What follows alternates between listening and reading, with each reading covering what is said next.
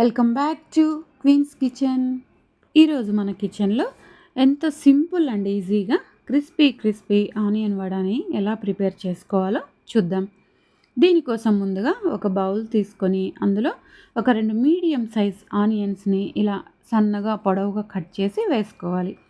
అందులోనే కాస్త అల్లం తరుగు, కొద్దిగా కరివేపాకు, కొద్దిగా కొత్తిమీర అండ్ కొంచెం జీలకర్ర, ఉప్పు, కారం, గరం మసాలా ఇవన్నీ కూడా వేసి మనం చేత్తోటి బాగా ప్రెస్ చేస్తున్నట్టు ఈ మిశ్రమాన్ని బాగా మిక్స్ చేసుకోవాలి. ఇలా చేత్తో గట్టిగా ప్రెస్ చేసి మిక్స్ చేయడం వలన మనకి ఆనియన్స్ మెత్తబడి ఆనియన్స్లో ఉండే వాటర్ అంతా కూడా మనకి బయటకు వచ్చేస్తుందనమాట. ఇలా వచ్చిన వాటర్ తోటి మనం పిండిని కలుపుకోవాలి. మళ్ళీ ఎక్స్ట్రాగా వాటర్ అనేది యాడ్ చేయకూడదు. ఇలా మిక్స్ చేసుకున్న తర్వాత ఇందులో ఒక 3 టేబుల్ స్పూన్స్ వరకు మైదా వేసుకొని ఈ మిశ్రమాన్ని అంతటిని బాగా కలిపి పక్కన పెట్టుకోవాలి. మైదా అనేది కూడా మనం ఎక్కువగా యాడ్ చేసుకుంటే లోపల పిండి పిండిగా ఉంటుందన్నమాట. కాస్త మనకి ఉల్లిపాయలన్నీ అంటుకోవడానికి ఒక 3 టేబుల్ స్పూన్స్ వరకు వేసుకుంటే కరెక్ట్గా సరిపోతుంది, ఎక్కువ వేయకూడదు. ఇలా మిక్స్ చేసుకున్న మిశ్రమాన్ని చేతికి కొద్దిగా ఆయిల్ రాసేసుకొని మనం చిన్న చిన్న బాల్స్ లాగా చేసి పక్కన పెట్టుకోవాలి.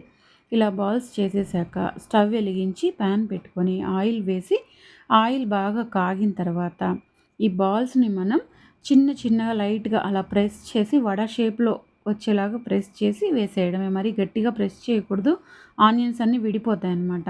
లైట్గా అలా బాల్ తీసేసుకొని జస్ట్ అలా ఒక్కసారి ప్రెస్ చేసి ఆయిల్లో వేసేసుకోవాలి. అంతే, ఎంతో సింపుల్ అండ్ ఈజీగా అయిపోతుందన్నమాట.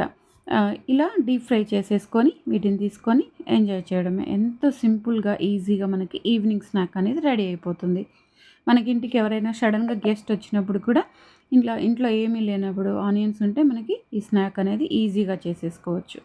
ఈ వడల్ని మనం సాస్తో కానీ మైనస్తో కానీ తీసుకుంటే చాలా బాగుంటాయి. లేదంటే ఏదైనా రోటి పచ్చడితో కూడా చాలా బాగుంటాయి అన్నమాట. Please like, share, subscribe to my channel. Thank you.